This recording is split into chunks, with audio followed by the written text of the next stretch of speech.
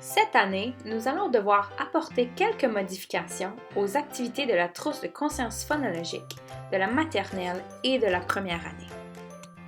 Vous êtes tous au courant des directives de santé publique dans la salle de classe. Il faut respecter la distanciation physique lorsque possible, se laver les mains fréquemment et désinfecter les surfaces et le matériel fréquemment. Il va donc falloir adapter certaines activités de la trousse afin de suivre ces consignes. Certaines activités exigent une proximité, des déplacements dans la classe et des contacts entre les élèves. Voici des pistes afin d'adapter les activités. Quelles questions devons-nous nous poser avant de procéder avec l'activité du jour?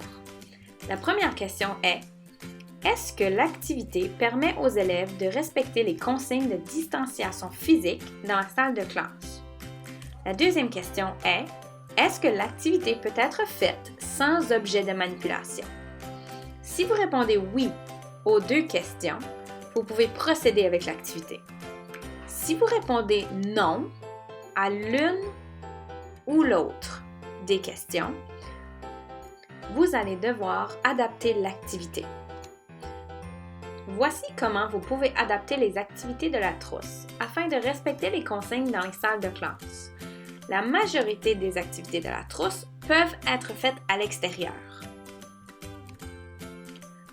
Toutes les activités peuvent être faites sans les cartes d'image et sans les objets de manipulation, ce qui vous permet de diminuer le matériel nécessaire et permet de déplacer votre activité n'importe où il y a de l'espace suffisant.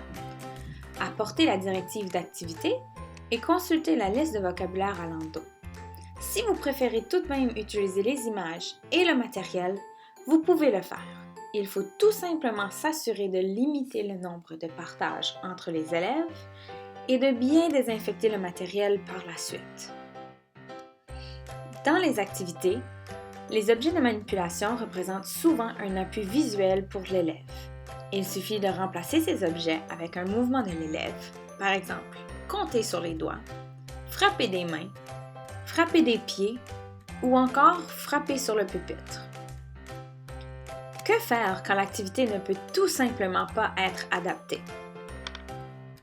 Par exemple, l'activité 2 de la semaine 2 du mois d'octobre vous demande de dire aux élèves de chuchoter à l'oreille de l'ami qui est près de lui.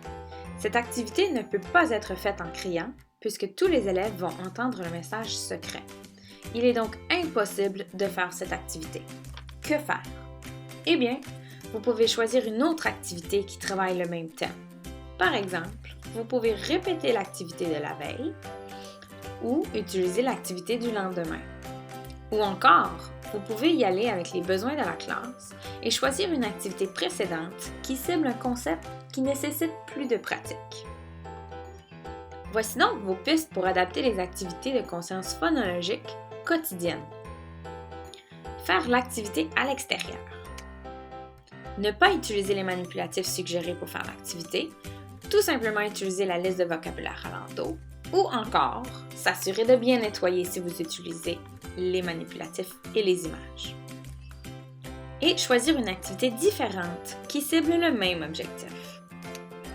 Nous vous souhaitons beaucoup de plaisir à faire les activités de la trousse de conscience phonologique pendant cette année scolaire. Bon succès!